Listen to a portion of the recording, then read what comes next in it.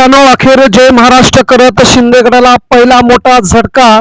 एवढ्या आमदारांचा जय महाराष्ट्र.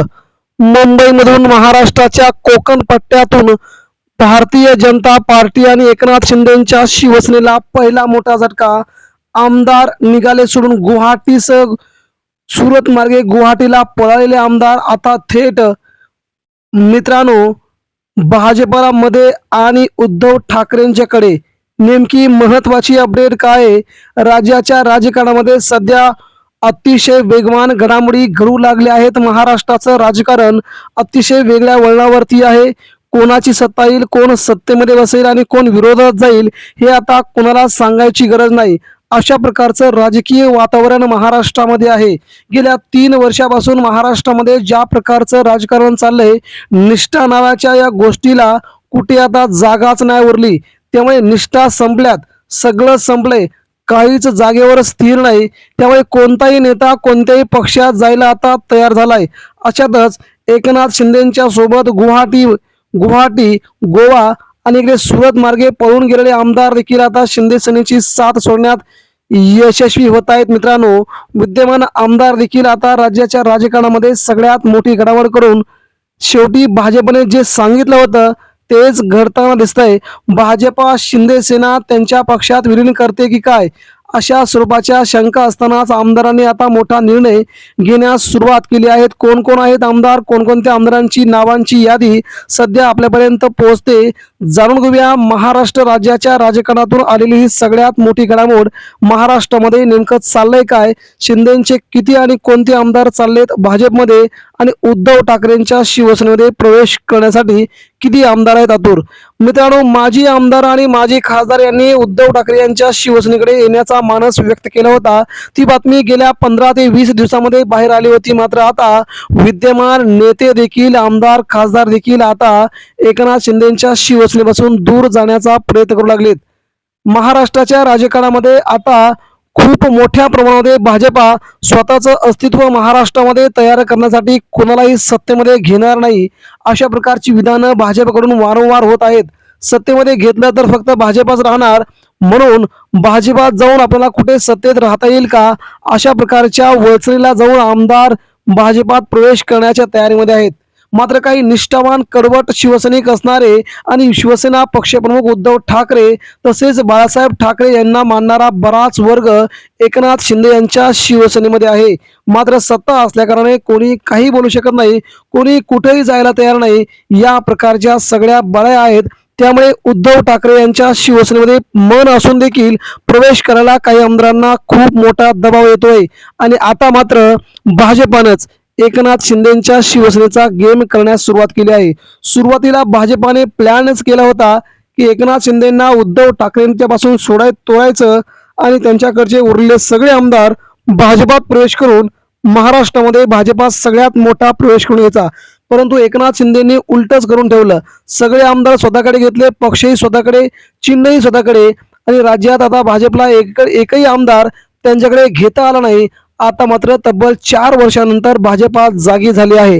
भाजपला सगळं राजकारण समजू लागले आणि भारतीय जनता पार्टीने आता त्या प्रकारे आपली फिल्डिंग लावण्यास सुरुवात केली आहे. एका आमदारांना त्यांच्या विधानसभा क्षेत्रामध्ये गाठून त्यांच्यावरती मोठमोठे दबाव आणून त्यांना एकही रुपयाचा निधी न देता आता त्यांची गोची करण्यात येत आहे.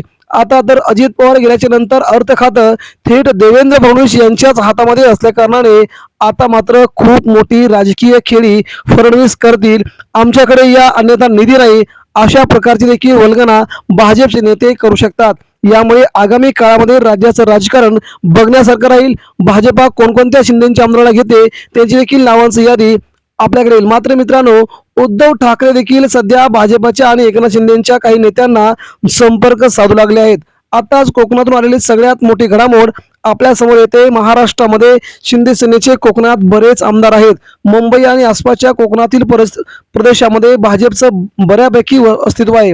उद्धव ठाकरेंच्या शिवसेनेत देखील बऱ्यापैकी अस्तित्व होतं आणि आता तशाच प्रकारच्या अस्तित्वामधून उद्धव ठाकरे यांच्या शिवसेनेकडे जाण्यासाठी शिंदे गटातील बहुतांश आमदार आता पुढे येऊन आपला राजकीय दबदबा तयार करण्याच्या प्रयत्नामध्ये आहेत.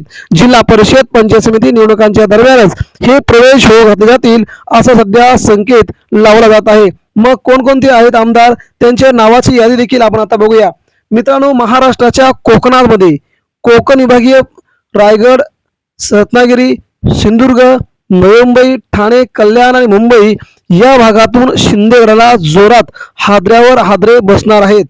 भाजपाच हे हादरे देऊ शकते, भाजपाच त्यांच्या नेत्यांना आपल्याकडे येऊ शकते.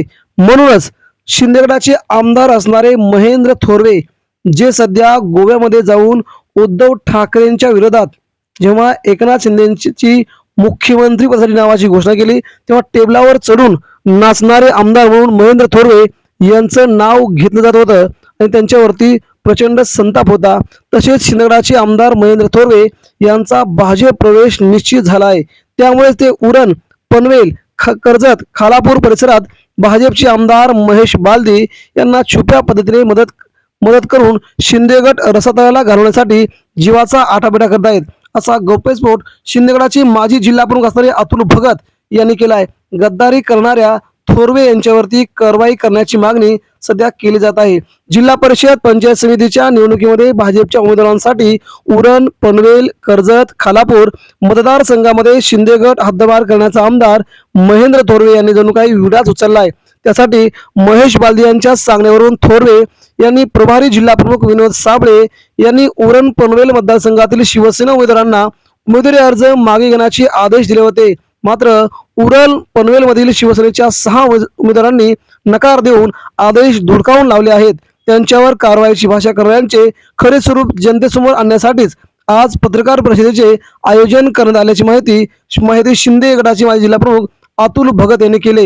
उरण नगर परिषदेच्या निवडणुकीमध्ये भाजप विरोधात लढण्यासाठी उमेदवारांना पक्ष कार्यालयातून देण्यात आलेले एबी फॉर्म आमदार थोरवे यांनी परस्पर गहाळ केले होते. थोरवे यांनी हा कारनामा केल्यानंतर ठाण्याच्या कार्यालयातून एबी फॉर्म आणून उमेदवारांना वाटप करण्यात आले असल्याचा गौप्यस्फोटही अतुल भगत यांनी यावेळी केला. मागील 3.5 वर्षापासून उरण, पनवेल, कर्जत, खालापूर मतदारसंघामध्ये आमदार थोरवे यांची भूमिका शिंदेगडाच्या विरुद्ध तर भाजपला सहकार्य करण्याचीच राहिली आहे. त्यांनी पदाधिकारी आणि कार्यकर्त्यांचे प्रश्न सोडवण्यासाठी प्रयत्न केले नाहीत.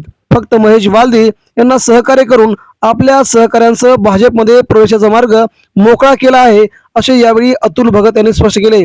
खासदार बारणे यांनी उरण, पनवेल, कर्जत, खालापूर मतदारसंघातील पक्षाच्या कारभारात ढवळाढवळ करू नये अशी तंबी थोरवे यांनी त्यांना दिली.